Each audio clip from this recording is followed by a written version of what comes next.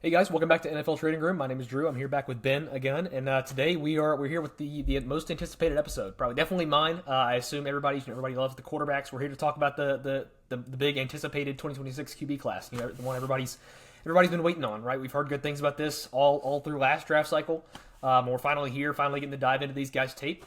I had a lot of fun watching these guys. Quarterback is always my favorite position to evaluate. This is a really fun group to watch. We got our top five, obviously, and we're going to run through three honorable mentions I think we decided on right here. Ben, how we doing today? I'm doing fantastic. It's going to be a good quarterback class. It's a lot of fun names. Can't wait to dive in.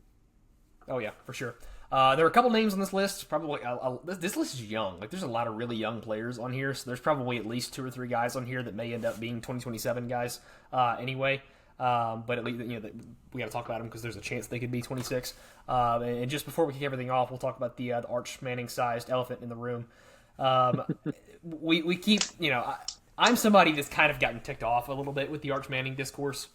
Just because we're automatically crowning this kid, and there's just there's not tape on him. What do we have, a game and a half?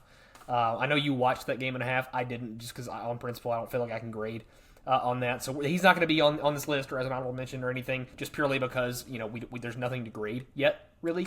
But Ben, I know you dove a little bit deeper into him than I did. If there's anything you wanted to add to that conversation. Yeah, the small sample that he did put on tape was really good. He would have slotted in, I think, of my quarterback four, just based off of that small sample size. But again, I think it's like 95 career pass attempts. Like Yeah.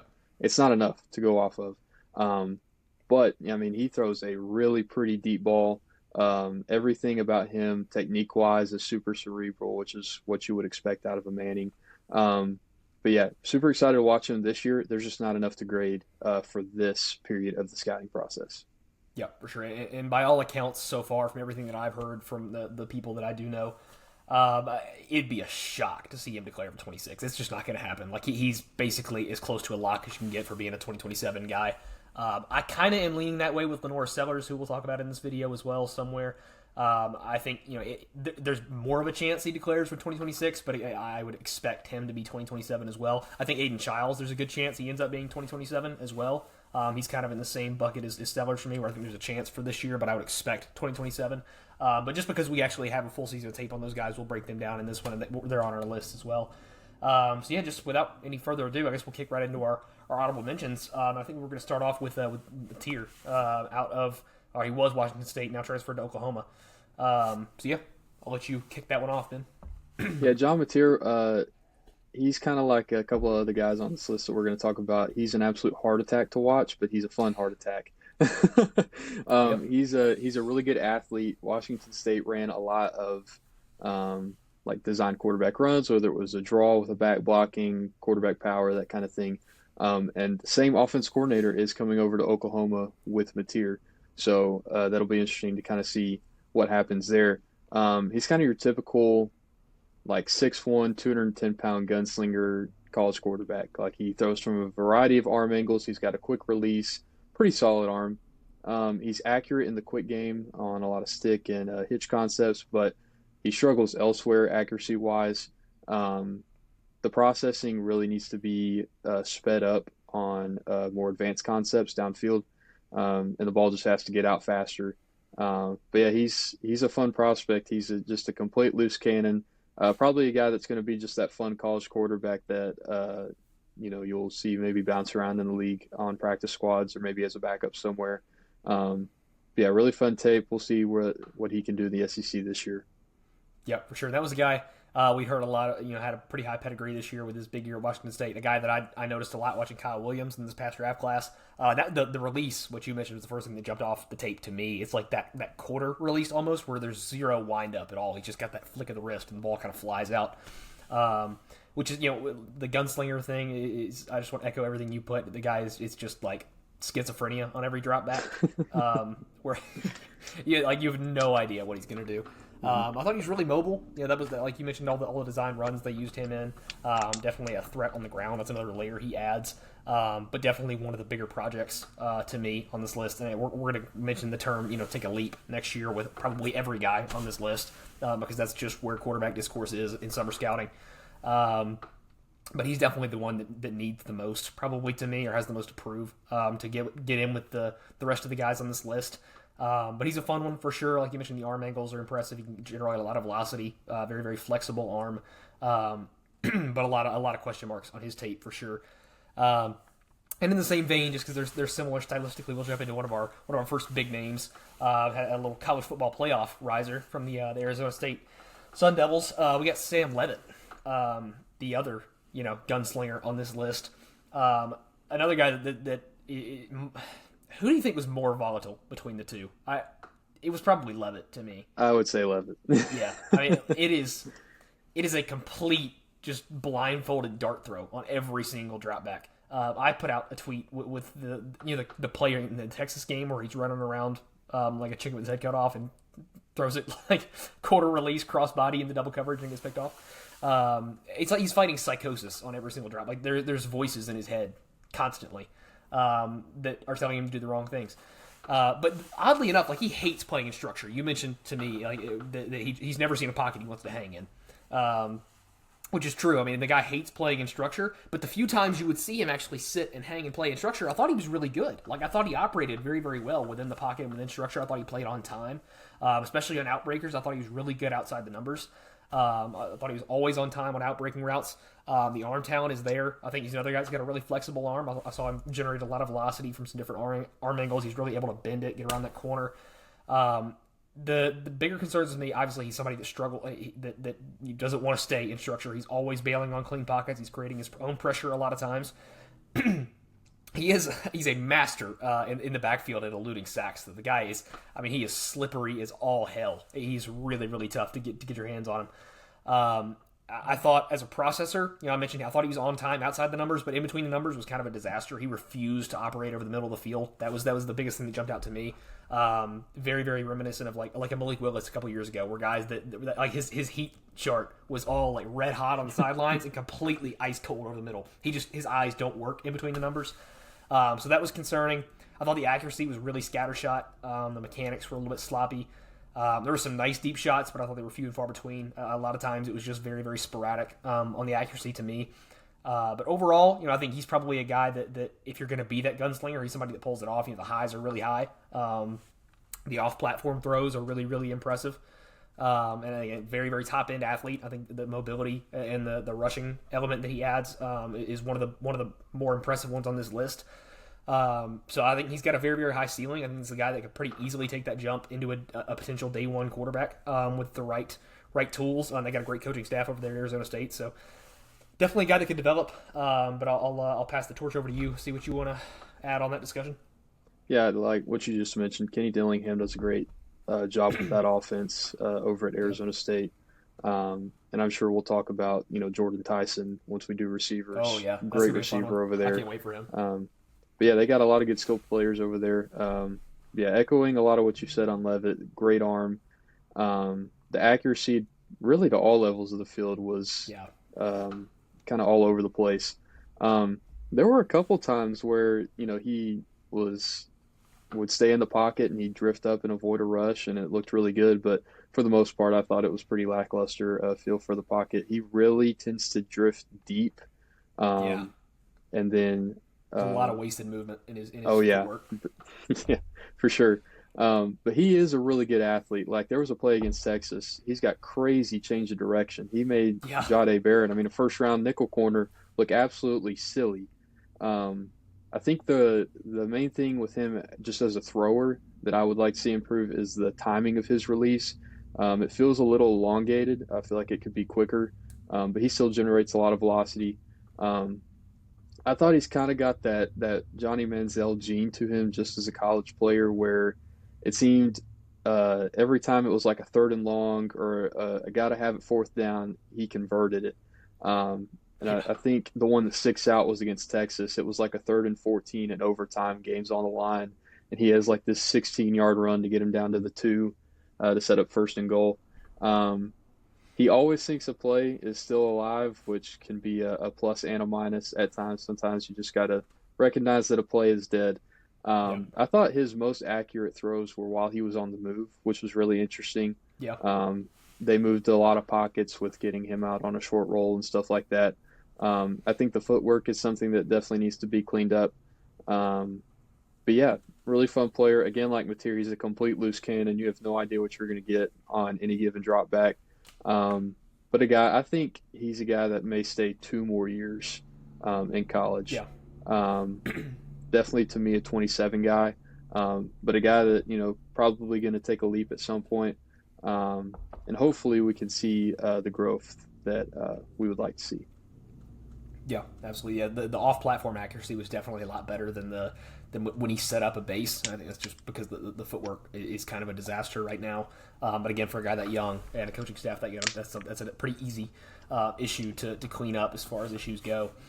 Jumping into our last honorable mention before we dive into our top fives, we'll go to Michigan State's Aiden Childs, and I'll kick that one over to you first since I took the lead on Levitt. Yeah, so I really liked Aiden Childs. There is a big issue that we'll talk about here in a second with him, but it was really refreshing to see a college quarterback. I won't use the term operate, but I'll say play in a pro style system. He has got a rocket strong arm. I mean, it's flexible. The release is quick. He can fire it on a line. He's got different arcs to it. But that big issue is he's really late with the football. You can tell he's a 19-year-old in his first year as a full starter. But I think that's something that could easily be coached up. Jonathan Smith up there at Michigan State does a great job with quarterbacks, and I think he'll only improve. I thought the footwork was pretty good for someone of his age. But as a processor, there were flashes, but he can tend to stare down reads. And then the accuracy definitely needs refinement. But there were encouraging signs, especially along the boundary. I thought he was a surprising athlete. Like he wasn't a guy that they were running a ton of read option stuff with. But especially against Iowa, he had this run. I think it was on a quarterback power to the left. He made like 4 guys miss. So I'm interested to see if they tap into that a little bit more this year.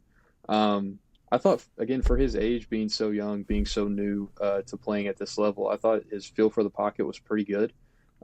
Able to evade sacks. Now, I didn't think he had a good feel for backside pressure. There were a lot of times when he broke the pocket, he was very slow to either get rid of the ball or to accelerate. He was kind of hanging back, and Michigan got a little strip sack off of him for that. But again, I really liked Childs. I'm going to always bet on a guy that's got a strong arm that's willing to play in structure and improve in that way. So, yeah, I can't wait to see where he grows. I think he's, again, definitely a 2027 guy. But, yeah, super fun guy to monitor. Yeah, for sure. I echo all of that. And I think we'll, I guess the conversation is good to have before we dive into the top 5. But where quarterback discourse kind of ended up, and I, again, had this discussion on Twitter with a lot of people because I'm talking about LaNorris Sellers a little bit, who we'll mention in our top 5. I think where we've kind of ended up with QB discourse, the whole like ceiling and tools and projection talk has kind of jumped the shark a little bit to me, where it's like all we care about in ceiling is just pure physical tools. And I think that's why QB evaluation is kind of gone off the rails a little bit to me. And I think we've kind of lost sight of the things, the values and traits that actually matter in a quarterback. And I think that's why Childs shakes out a little bit lower for me. But if you're going to take a shot on a guy that is just pure raw physical traits that you're betting on to develop and take that leap, Childs is a guy that I think flashes the right things to me. Where you've got a guy that's obviously, like you said, 19, first year as a starter. It's incredibly apparent, the inexperience and the age. But I think for it being that early in his career and that young, I thought he flashed some really impressive stuff. One of my favorite arms I've ever watched, like you mentioned, I mean, that is a howitzer strapped to his shoulder. Like that thing, the ball flies off his arm. It's flexible. Great touch in the middle field. The ability to layer it while also having that strong of an arm was really impressive. I thought he worked, very well out of structure, but was also willing to work in structure too. That's the important thing, is having guys where the out of structure is fun, like the Sam Levitt conversation, where like out of structure is fun. It's the whole Mahomes discussion where he kind of popularized that. It's fun, and it's an interesting addition and a new layer to an offense at the NFL level. But I think there's always going to be bad when you work out of structure. No matter what, that's where bad decisions happen. Even if you're Patrick Mahomes, the bad comes out of structure. Recklessness is just kind of the name of the game when you're working like that.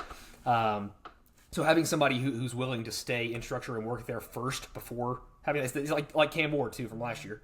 He was excellent at working in structure before resulting to out of structure. That should always be the second option. So I think that was something that Childs flashed really well. Like you said, the speed was the main hang up with me. He's just so incredibly late and slow as a processor. But again, that's the thing that's always going to come the most with age and experience. So, being a kid that young, you don't expect him to be the level of processor and the speed mentally that early. The physical tools are really impressive to me. Very, very mobile as well. I was impressed.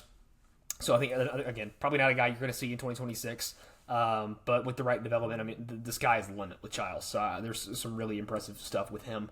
And I guess that about does it for our honorable mentions, and we'll jump into our top fives, where we have the same exact players in our top fives, just slightly different order. And your 5 was Drew Allar. There we go. He's a guy that we talked about in last class a lot. Really up until that Notre Dame game when everybody kind of seemed to jump off the bus. I guess I'm kind of I would consider myself kind of in the middle on Drew Allar. I know there are people that are very high on him that thought he would have been a top 10 or so pick. I've seen that sometimes with a couple of draft analysts in this past class. And there's also people that would say he'd be like a 4th or 5th round pick. I think it's kind of in the middle. I had about a late 2nd round grade on him. He generates really easy velo. Like the arm, we mentioned it earlier. The arm is electric. But I think the release, it's one of the longer releases I've seen. Yeah, I'd like to see him work on that and get it out quicker. I thought he was really accurate in the quick game. And I thought he was pretty accurate in the intermediate game, but the timing and the placement seemed just a bit off, especially over the middle of the field. But the lower half is kind of a mess. Like the footwork is all over the place. It's kind of like that Josh Allen problem that he had early in his career, where it seems like his hips are just flying open a lot of the time, which could lead to that inaccuracy problem. What's funny about him is I think when he gets like going, he's a pretty good athlete, but he kind of runs like a baby deer. Like it looks really awkward. Yeah. But I think he is a decent athlete, like when he gets going. But it's just really awkward to watch. I thought he threw with pretty nice touch, especially later in the season against like the Oregon game. I thought he threw with nice touch. And especially like the receiving core at Penn State outside of Tyler Warren and Nick Singleton, it was rough to watch. A lot of drops, a lot of just no separation. One of the worst Power 5 units, honestly, to me. Like, that was brutal. It was bad. That's why they went in the portal and threw everything they had at receivers. But I thought he threw, along with the touch, I thought he threw a good deep ball. I think he is a bit risky with the football. But at the end of the day, I'd like to see him be a little bit more aggressive, even though he is risky. Yeah. But there are things to clean up. But he's got a baseline as a guy with a strong arm that's playing in a pro-style system that is working with NFL concepts. And I think the processing has come along.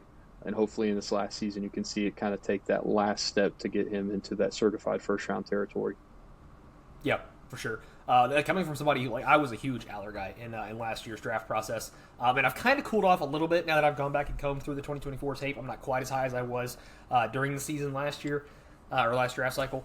But to me, the thing that gives me help, he's an early day 2 guy to me right now. He's my number, 4? So, yeah, we're flipped right there. So I like him. I think there's the thing that gives me hope with Allar is how much improvement there was from 2023 to 2024. And that's why the trajectory that he's on, I think he's going to continue to rise. Because in 2023, he was one of the least accurate quarterbacks I've ever evaluated. It was brutal. The on target percentage was bafflingly low. In 2023, he really struggled with that, and it's definitely it's a result of the mechanics, like you mentioned, which are still a problem. But the improvement in accuracy at all levels of the field was unbelievable from 2023 to 2024, and I thought he was generally pretty accurate in 2024. So major improvement there. I thought, like you mentioned, as a processor, I thought he improved. He was one of the better processors that I watched. I thought he was really on time. A lot of the times, I thought he was quick, he was efficient. His eyes didn't get stuck when he was getting through progressions. The arm talent, again, is right there with Childs for the best in this group. Just effortless velocity. The air time he gets on those balls, the deep balls, is crazy. Like the Bowling Green game is the first one that comes to mind. He had a 70-yard nuke in that game. It was unreal. And So the arm talent really flies off to me. The touch, like you mentioned, is there. Very, very average athlete, again, like you mentioned, but I don't really put mobility-wise, I should say. Because when I say athlete as a QB, people have grouped in arm talent as well as mobility. Like, that's kind of the blend. You look at those two things as an athlete. I put them separately, so when I say athlete, I just purely mean mobility, but kind of average in that category.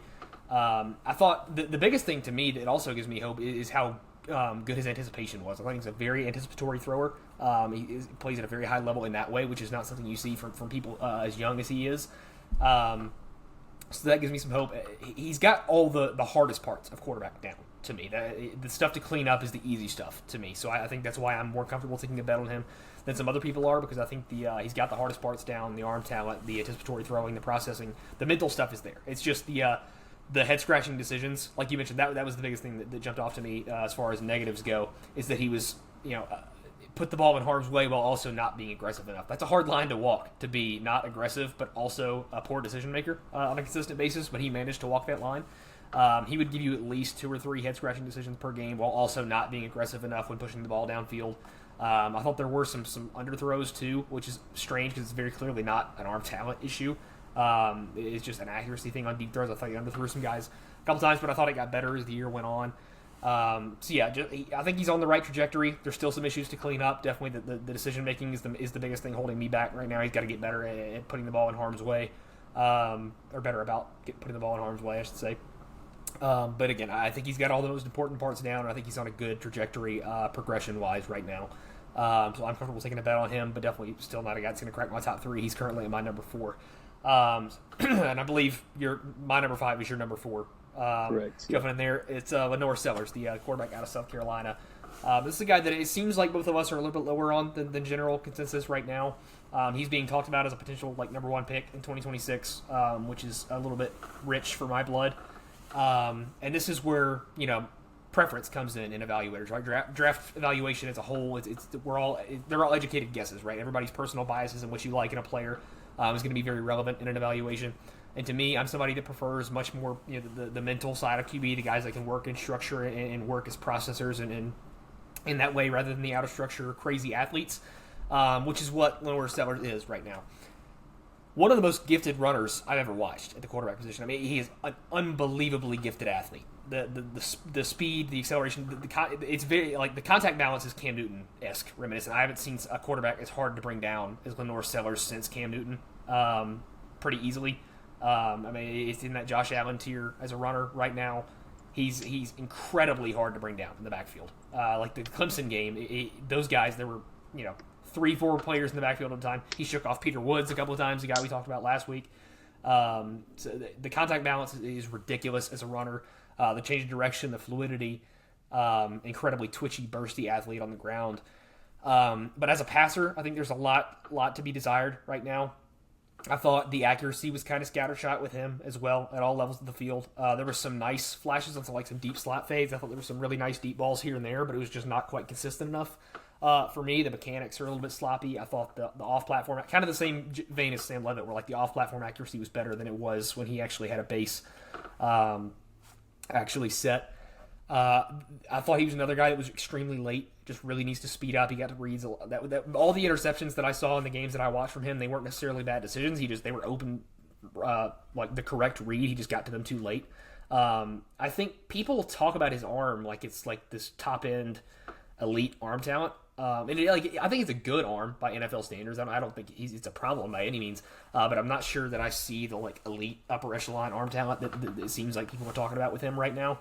I think there's good velocity. It's just not quite in that elite tier. I think as far as decision making goes, like I said, I think that's one struggle that he doesn't have. I don't think he put the ball in harm's way in that way. Most of the interceptions I think were a result of being late rather than a bad decision maker. Most of the time, I think the pocket is a little bit concerning too. He's one of those guys that is a result of just being that gifted of an athlete and that great of a runner. Is that he has a tendency to kind of bail on clean pockets and want to be a runner too soon and give up on plays and pull his eyes down a little bit too early. So I think as a passer, there's a lot of development left for me before I can get there with him in that first round hype. He's a second round guy to me right now. But again, the physical tools are outrageous. The most gifted runner I've watched at the quarterback position probably ever as an evaluator. but there's just a long way to go as a passer to me. Yeah, I think that's something we always talk about. Like now, that's kind of the thing I've had to get over as an evaluator, especially of quarterbacks, is like the athletic tools. They're nice to have, but to me, playing in structure is more important. Because that's we're going to talk. I'm going to talk about it with a guy a little bit later. If you can win from the pocket, you can win in the NFL. And I think I was listening to Daft on Draft with Corey Kinnan and Dalton Miller, and I think Corey brought up something about watching LaNorris Sellers in the pocket. It's like you can see his gears turning of like, okay, I want to stay in the pocket. Like I want to prove that I can win from the pocket. But it's so like it's like he's off just a beat. And like you said, they're the correct reads. He's just getting to them late. I thought there were some times where he did put the ball in harm's way when you see the finish of the play, but I thought a better skill position player would have been open in that scenario. And we'll get to like guys like Nick Harbor later, but I didn't think South Carolina's skill position players were very good. They weren't great. But like you said, absolutely electric athlete. I think he's a better athlete than even Anthony Richardson was coming out. I don't know what his 40 time is going to be. But something that I kind of group into that is he's probably the strongest quarterback I've seen because like I was a scouting when Cam Newton was coming out. But like we talked about with Peter Woods and TJ Parker, these elite defensive linemen are crashing down on him and he just slips right away like it's absolutely nothing. So like the sack avoidance is great. I thought when he did miss, he missed high. I think that's something you see with a lot of these guys that have a strong arm is they tend to miss high because they're trying to fire it in there and they release it just a little bit at too steep of an angle. But I thought there were times where he did stay in the pocket and he flashed good processing. I thought for a guy with his like going in, what I thought about him before watching the tape, I didn't expect him to take his check downs as much as he did. I thought that was something that I really liked was he would check down more than I thought. But yeah, there's a ton of room to grow. I think he definitely needs to trust his protection more. South Carolina's offensive line should be better this season. They were starting a lot of young guys last year that should take a step forward. And he may have the highest ceiling in this class, but he's going to have to show me that he can win from the pocket consistently for me to put him up there. But the high-end flashes I really liked, and you're always going to get a shot, at least with that type of athleticism. Yeah, absolutely. I echo all that. The missing high was one thing I neglected to mention, but that was one of my bigger issues with him. Is like if you're going to miss, don't miss high. That's where all the really, really bad mistakes especially happen. Over the middle of the field. Yeah, that was what I was about to say. A lot of times when he missed high, it was over the middle of the field, and that's how a lot of really bad interceptions ended up happening with him as well. Then moving on to that, we have the same exact top three, but again, our 3s and 2s are flipped. So your 3 is my 2, but again, like, he is my 2, but he's basically graded out dead even for number 1 with me, and that's LSU's Garrett Nussmeier. I'll let you take the lead on him because I'll wrap it up and I'll talk for 8 hours straight on Garrett Nussmeier. He's a guy that I've been in on since October of last year. He would have been my QB1 last year if he'd stayed in. I'm a huge Garrett Nussmeier guy. So like. He's basically, I have a 1A and a 1B. They graded out almost the same. They're currently 1 and 2 on my board right now. But he is your number 3. I'll let you go ahead and take the lead on him. Yeah, we had talked about it a couple of weeks ago. Like watching Garrett Nussmeier is like drinking a Red Bull.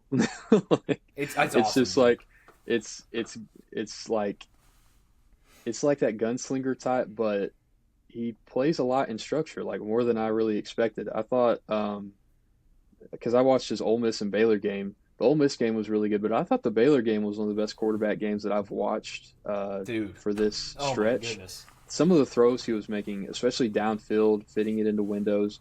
I can't quite remember his name, but I believe it's number 3, the receiver for LSU, really came on late as their deep threat, and they really started to get going late in the season, stretching the field. But I thought he threw a really good ball on the move, even though he's not a very good athlete. He's kind of got a weird build. He's listed at like 6'2", 200, but he looks stockier than that. Yep. I don't know if it's those flat jackets that they're wearing around the midsection. But yeah, I think he's got the good type of gunslinger mentality. Like really good arm, really compact release. something that kind of it wasn't like a deal breaker or anything like that, but something I'd rather not see is he drifted left a lot in the pocket. It could have been something with Emory Jones where he was getting driven back off the ball of almost every snap. Um, but I thought at times that could put Will Campbell in a bit of a disadvantage, at a bit of a disadvantage. But I thought for the most part he maneuvered the pocket really well. He was really accurate in the quick game. I thought he was really accurate overall. Um, I feel like a lot of the box score watchers go into his Ole Miss game and they're like, "Oh, he had like a sub 50% completion percentage. How could he have been Dude, accurate that game?" He was on the money for 90% of that game. I think that Um, again, I tweeted this. That is the single most impressive quarterback game, certainly that I've evaluated in the past 2 cycles, possibly ever. That game was unbelievable from start to finish. mhm. Yeah, It was ridiculous. the footwork was really clean as well. He's a guy that like it feels like he's very risky with the football because I'm always asking that question. It starts as why the heck are you throwing that, and then he fits it in. It's like how the heck did you fit that throw in? Um, so Like that there are post in some the Ole Miss things. game in the red zone Oh yeah, where oh he's yeah. leaning backwards off platform, crazy. It does like because I watch it almost as like an with an analytical brain. Like how in the world, like mathematically, physically, did you fit that in? The safety had 3 steps of leverage, and the receiver's running and breaking route, but he was able to fit it in. I think sometimes along the boundary, the ball can float on him. So I'd like to see that cleaned up. But I thought he was very accurate, especially in the screen game. I feel like that's like an art that a lot of people don't talk about. Are you giving your receivers a catchable ball, like where they can easily turn up field and not having to reach down and grab it off the ground or anything like that? I thought the processing was really advanced for a guy that was a first year starter. And he's also got that gunslinger thing of a variety of arm angles. He'll throw a sidearm. He's, um, throwing around defenders. Really nice to see. Maybe my favorite thing about him, and I'll talk about it with my number one, is he just gives his receivers a shot. Like something that irritates me to no end is when a quarterback especially on a play where it's one on one and your receiver has a size advantage, they don't even give their guy a chance. But I thought he did a good job of, even though it may not have been an accurate pass, he gave his receiver a chance to make a play. Um, and then I think that was everything. But really, really, really fun player. A guy that maybe the most fun to just kick back and watch Dude, out of these guys. But um, he's your darling, so I'll let you kind of expand on that. But really, really yeah. fun player. He's just to preface with how high on him, like he's currently a top 5 grade for me. Like I'm comfortable taking this guy first overall as a quarterback. If I'm a team looking for a franchise quarterback, I think he is one. To me, I'll start with the negatives because I don't think there are many. I think starting off, I don't want to. I don't want to say he has decision making issues because I don't think he does. I think on a general basis, he took care of the football pretty well. He never really put it in harm's way all that often, but there's probably one head scratching decision per game. Like he'll give you just one play where you're wondering what the hell were you seeing. But on a general basis, I still think he takes care of the football pretty well. I think he does have a weird tendency, especially on outbreakers, to like hit his receivers in the ankles. The balls will get really low on outbreakers for some reason. I can't figure out why that is because again, it's not an arm strength issue. He's got all the arm talent in the world. I just it's a weird. The balls kind of just deflate on outbreakers and they'll end up kind of low for a receiver. It's a weird tendency. I don't really know where that came from, but past that, I mean the positives with him, like again, like we mentioned, the arm talent is there. Like he's effortless zip on the ball. Pretty subpar athlete too, but again, I don't put much weight behind that when I'm grading these guys. Very accurate at all levels of the field, I thought, even with some underthrows here and there, but on a general basis, I thought he was really accurate. The best processor in this class, in my opinion, one of the best processors I've watched in recent memory. I think he's a guy operating, again, a pro-style offense. Incredibly fast, efficient eyes, works through the backside routinely on concepts. His eyes never get stuck. The pocket is probably my favorite thing to watch with Garrett Nussmeier. I think he's probably the best manager of the pocket that I've ever watched. I think the pocket movement, he looks like a guy that's just been like trained to play quarterback since he was old enough to walk, which he has been because of his dad. But yeah, I mean, the pocket movement, I haven't seen somebody be able to maneuver and manipulate the pocket he has in a very, very, very long time. He's smooth. He always wants to stay in the pocket. He's got a great feel for pressure. The sixth sense, his internal clock is exactly where it should be. I think the anticipation and the timing is always right on point. He's never late on anything. Outbreakers. He's great at working outside the numbers, inside the numbers. Incredibly anticipatory thrower. Got great anticipation on all of his throws.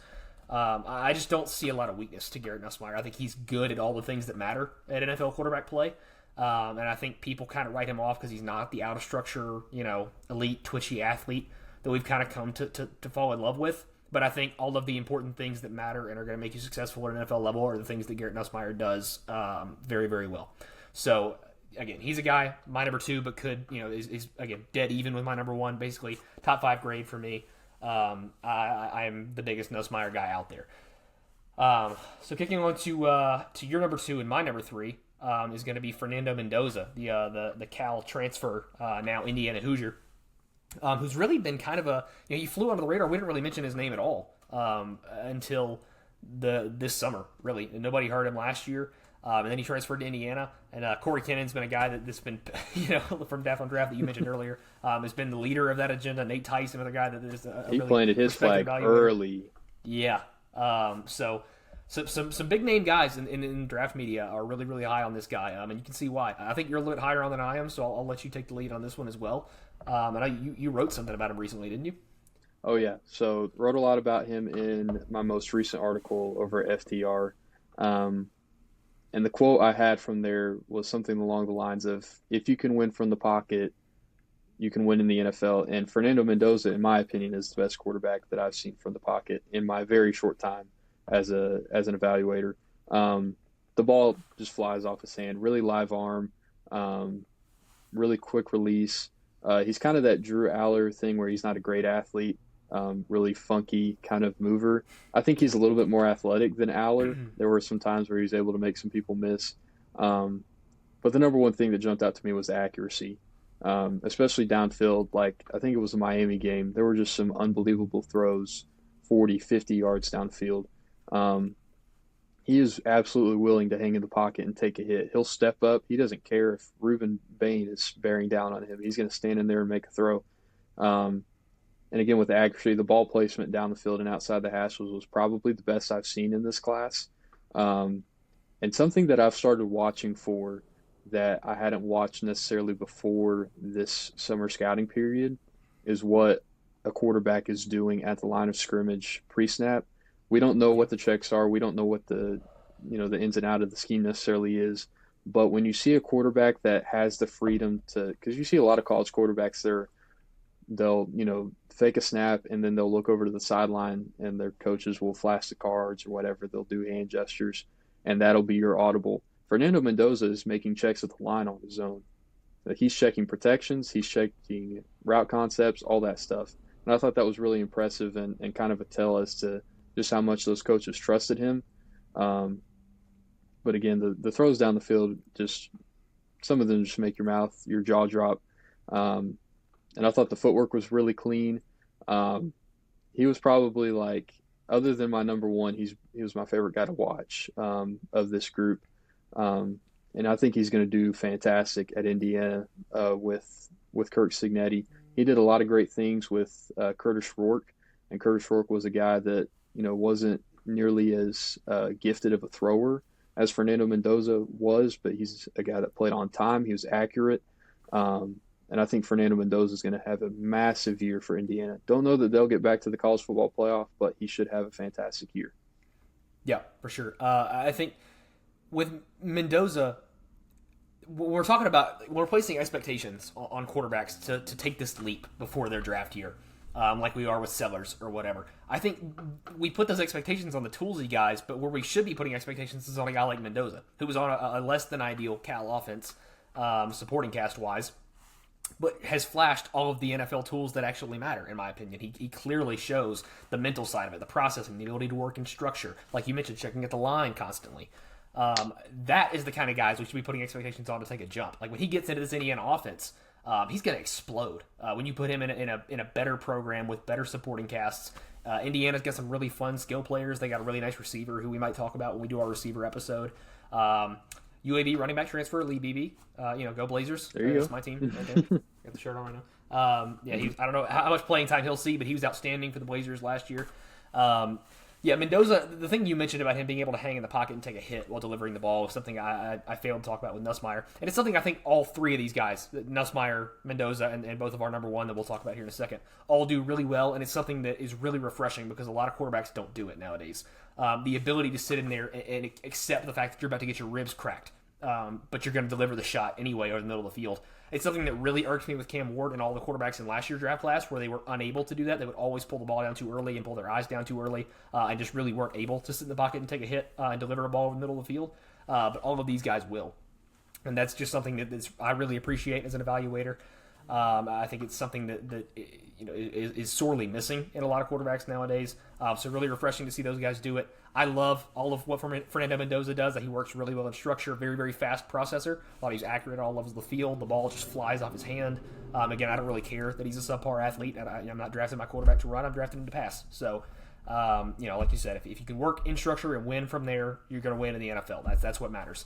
So I think echo everything you said. I think Fernando Mendoza has all of the tools that I want in a quarterback. And I think you're going to see him take a gigantic leap this year in Indiana. And I think you're looking at another, high-end first-round pick quarterback with him. And then finally, for the first time in all these videos, we have the same number one. We don't have a different order there at the very top. We talk about the same guy at number one. And that's going to be Clemson's Cade Klubnik. This is a guy that I did not expect to like nearly as much. I thought I was going to come in and just be a pure Nussmeier QB1 guy because I've been on that for so long. And Klubnik blew me away. The tape was so impressive with Cade Klubnik. I really don't know that I could point out something that I have to gripe with him. There's not a glaring weakness to his game, in my opinion. I think he does everything very, very well. I think starting off, not a guy you saw work out of structure a lot from what I saw. I think he's another guy that prefers to work in structure first, which I appreciate. But I think he's somebody that can. I think that he's a really, really good athlete. You saw the few they run design runs with him a lot in that Clemson offense. I thought he excelled at that. Incredibly mobile player, very, very good on the ground. Arm talent is very, very apparent. The ball flies off his hand, creates a lot of velocity. Really, really talented arm. I thought the pocket was good. Probably not on the Nussmeier level quite, but it certainly wasn't a problem. I thought he was good. It had a great sense for pressure.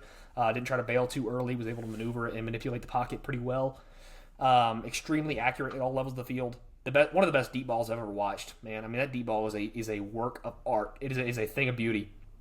And to me, like the thing that jumped probably the most off with him, he takes that ability to sit in there and hang in and take a hit and deliver a ball to the next level. I mean, there's almost no drop in accuracy or velocity when he gets hit. The ability, like the NC State game is the first one that jumps to mind. He got clobbered in the first half of that NC State game, and again, like they blew them out of the water. He was out of the game by the second half. But when he was in, like he was getting hit a lot, and he had probably 2 or 3 40-plus yard balls in air that were picture perfect while he was getting drilled. And he stays so calm and works so level-headed while under pressure. I think he's an extremely high-level processor. The eyes are really smooth, really fast. They don't get stuck. He's working through NFL-level concepts extremely efficiently. He's getting to the backside of those concepts, consistently. I think he's a good decision-maker. Not a guy I saw put the ball in harm's way really ever at a consistent basis. I think he's on time consistently. I think he throws with anticipation. I just don't know what facet of NFL quarterback play Cade Klubnik doesn't give you at this point. I think he's a guy that checks all of the boxes for me. My early QB1, even if it's just by a hair. And I think, this guy should be a Heisman favorite for everybody, in my opinion. I don't know where the weakness is with this guy. Yeah, he's a guy that I planted my flag for early. He was my first article with FTR talking about him as my quarterback one. I think he's my number 4 overall player in the class right now, maybe 3. But I'll touch on the thing you said about him being so tough. That was something I had marked down even from a few years ago. Clemson played Tennessee in an Orange Bowl in 2022, and it was Cade Klubnik's first collegiate start. He had replaced DJ Uiagalelei in the ACC championship game against North Carolina in the first, I believe it was in the first quarter, and that was the first time that Cade Klubnik had kind of superseded DJU as Clemson's quarterback one. And he didn't play great against Tennessee. Tennessee kind of ran away with that game. But even as a true freshman, he's 18 years old out there, and he's getting absolutely destroyed by Tennessee's defensive line. I mean, he's taking shot after shot after shot, and it's clean shots, like right to the ribs, right to the chest. And he just keeps getting back up and keeps fighting. So that was something that I kind of, made a mental note of back then, and it's still apparent now. He is as tough as nails, even on runs. Like he's smart about it, but he'll fight for extra yards. Um, but again, going over everything you said, really good athlete. I mean, he's a guy that broke off long touchdown runs against Pittsburgh and NC State. I mean, these are Yep. good athletes that we're talking about, and he was running away from these secondaries. Um, I thought one of the things that really got me excited about him was the touch, especially on the seam and on the Yep. boundary. Really nice touch on like slot fades, on tight end seam routes. Really accurate passer. I thought he was at his best in the intermediate portion of the field, like 10 to 20 yards downfield. Um, I thought he managed pressure very well. It was a play against Texas where this free blitzer comes in, and I don't even think he's looking that way, and he gets just a glimpse of him, and he completely jukes him out and runs for like, I don't know, 5 yards. But that was like a 10-yard difference in what the play outcome would have been. I think he's got really clean footwork. The one thing I have, it's not even really a negative because it rarely happens, but when he does miss, he does tend to miss high over the middle, which we talked about with Sellers. You really don't want to do that, but it is very rare. I think he works through his progressions. Are just so clean and repeatable, Oh, yeah. too. Like, the footwork For is sure. so tight. There's no wasted movement. His release is snappy. Not I to think interrupt what you, I just to talk on the mechanics. Oh yeah, I think what I talked about in the article was like it's not Joe Burrow level footwork where it's like quite literally perfect, but it's Yep. close. It's Yep. very like he's been coached up in that for as long as he's held a football. Um, but yeah, I love Cade Klubnik. I thought he worked through his progressions really well.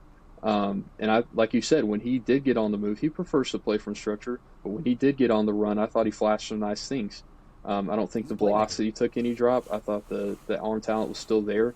And I really like Cade Klubnik a lot. He's a guy that I would definitely take with the first overall pick in 2026 if that is a quarterback needy team. And yeah, I've had my flag planted on him for a while, and I'm not changing really anytime soon. He should have a fantastic season at Clemson. He's got all his weapons back. He's got both of his starting tackles back. I think he's only missing one offensive lineman from that starting group last year, and he is missing his starting tight end and running back, but all the receivers are back. You've got Antonio Williams over there, who is going to be should be a high draft pick in this upcoming class. Cole Turner, who's been a guy that's played since he was a freshman there, and then you've got two guys in Bryant Wesco and TJ Moore, who played a lot as true freshmen and were really good and should see another step of growth. Oh yeah, what a ball player! That 2027 receiver class is going to be unbelievable, man. Dominant. But yeah, I think that marks all three videos we've done so far about a Clemson player, number one, for one of our lists. Just a ridiculously talented football team. I think they're a team, and they may have the number one corner. Yeah, I mean, We'll Avion see when we Terrell's get there. probably going to be the guy at the top of our corner list early on. Blake Miller's another guy's probably going to be pretty high when we do our tackle list. Like, this is a team that is just dripping with talent from top to bottom. And what Dabo Swinney's done there with the team that it really has not used the portal at all, and has still managed to stack up this amount of top end talent. They should be a heavy favorite to win the national championship early, in my opinion. I mean, that team is so unbelievably stacked. But that's going to wrap it up for the QB episodes. It was a great episode. I had a ton of fun. I always love talking to QBs. I can't wait to watch these guys in 2025. It's going to be so much fun to get another year of tape on these guys. I expect all three of the top three guys we talked about to have massive seasons.